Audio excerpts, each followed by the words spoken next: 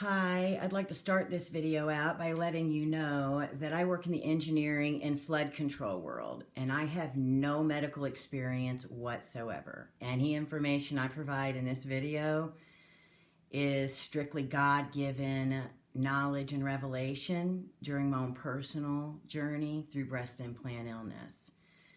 I had my implants for 9.5 years, was bedridden at 8 years, almost died of toxic shock and sepsis, and God miraculously intervened and revealed himself to me and provided numerous miracles to save my life.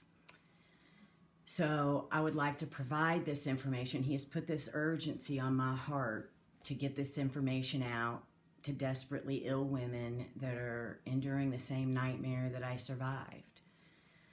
So I guess I'll start with why some women seem to be fine with implants and other women it's catastrophic. It all boils down to genetics. So personally for me, I have MTHFR and other genetic mutations, variations, and my cells can't effectively and efficiently detox poison out of me.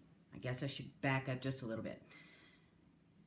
Implants are toxic, and it's proven scientifically. You can check research and you will find that breast implants are in fact toxic.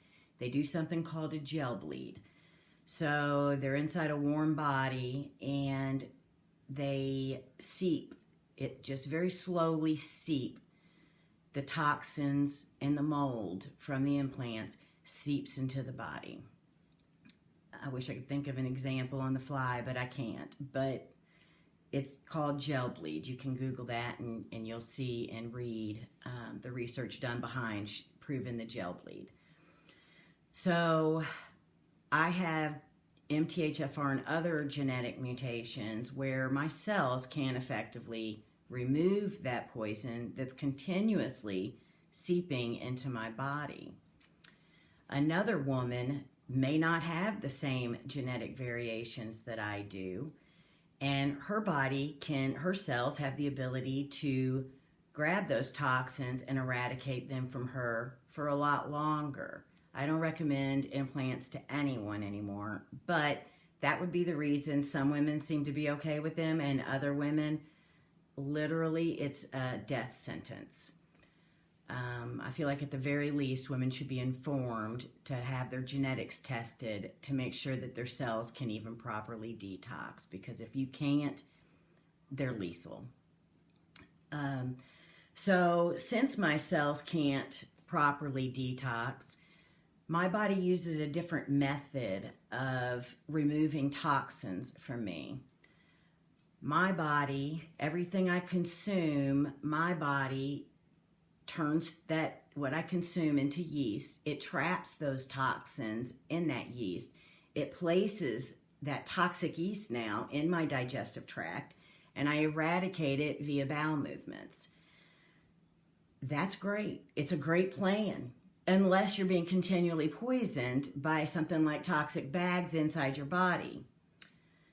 The problem for me became when my body was using this method, and finally my digestive tract got clogged up. There wasn't any more space in my digestive tract to put this toxic yeast in there and get it out of me. Another huge issue that happens with women like me with these genetic mutations where their cells can't properly detox, or I shouldn't say don't properly, they don't efficiently and effectively detox and do the job. But that toxic yeast that is inside the digestive tract, once it's in there for years, it begins to just glue itself to your digestive tract walls. It begins eating through your digestive tract walls. So now you've got something called leaky gut. And it's not just the toxins then that you're dealing with from the gel bleed from the breast implants. Now you're also dealing with a whole nother issue of sepsis, because your digestive tract is not holding everything in the way it's supposed to. You've got poison coming from your implants now, and you've got poison coming from your digestive tract, your waste. That was my issue. I also gained a random 80 pounds with my breast implants. I remember I was a marathon runner and avid exerciser, and I told numerous doctors, tried to explain to them that I was hardly eating anymore, and I just kept getting bigger and bigger and bigger. It made no sense. And the doctors, acted like I ate at McDonald's 3 times a day. It was crazy. It didn't send any red flags to anyone but me. I knew something was very wrong. But anyways, the reason I guess I'll go into that towards the end. But anyways, so that would be the reason why some women are okay with their implants for longer, and other women, they're sick immediately, and the sickness just gets worse and they begin gaining weight. So if you see somebody with breast implants and she's gaining weight, you may want to share this information with her. Because the less I ate, the more weight I gained. It was crazy. Towards the end, actually, I had insatiable thirst. I couldn't get enough water. I was probably drinking something like 2.5, 3 gallons a day. I could not even get away from my water for 1 second. There's a sign of sepsis and toxic shock for you. So after my explant, I went into toxic shock before my explant. I dropped 25 pounds within like 2.5 days of my toxic shock treatment. So I was severely swollen from the toxins in my body. After explant, I continued to search for answers on how to get, everyone kept telling me I had to get this poison out of my body immediately. You got to push detox. You need to take things like apple cider vinegar, or oil of oregano, garlic, probiotics, digestive enzymes. And I tried them all because the only resources I had were naturopaths who had the best heart in the world, and their intentions were truly, truly for my well-being, and other women that were going through the same thing. But there wasn't really anyone that was far enough out to really know what was going on.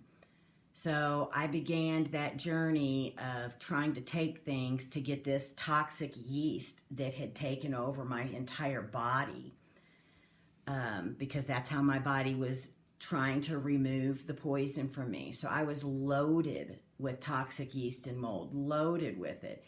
And the world is not even beginning to recognize how highly toxic we are from these implants. That Candida and yeast inside the gut, after your implants are removed, that yeast inside is highly toxic, extremely toxic. It's been grabbing toxins for me 9.5 years.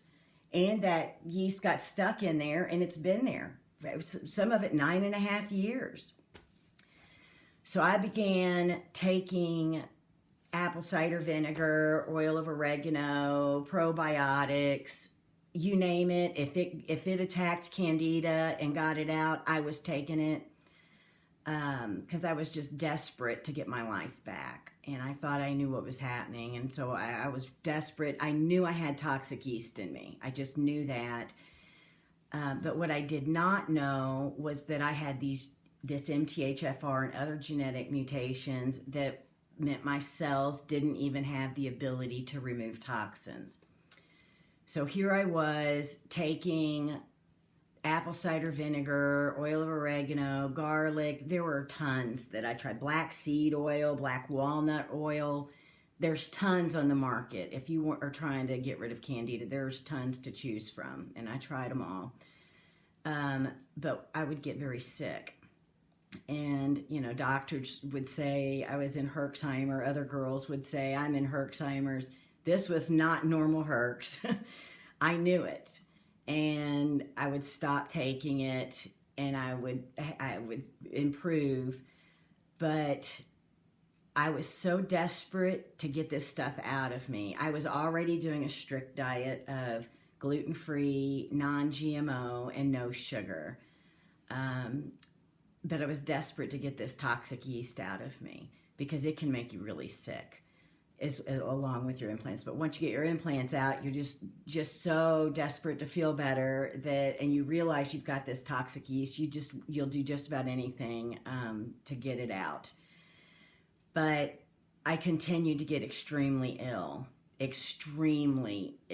It was almost like, good grief, I got the implants out and now here I am extremely ill again. I don't understand. And thankfully God just opened my eyes. He revealed things left and right. But it was God that brought my attention to the fact to test my genetics. No one had talked about this. So God told me, test my genetics, and he told me I had MTHFR. Sure enough, my tests came back. I had MTHFR, and God revealed to me how my body was detoxing, why I had gotten sick. So he revealed it all to me so that I understood. That was when I realized I had to stop pushing detox because I was taking all of that stuff, and sure, it was eradicating the yeast out of me, but that yeast was extremely toxic. So as it was being eradicated, those toxins in the yeast were breaking off and they're floating around my body, and my cells, my MTHFR cells, don't even have the capability to grab those toxins. So now my body's looking for more yeast to try to grab those toxins that I have shuffled around in my head or in my body. I hope this makes sense.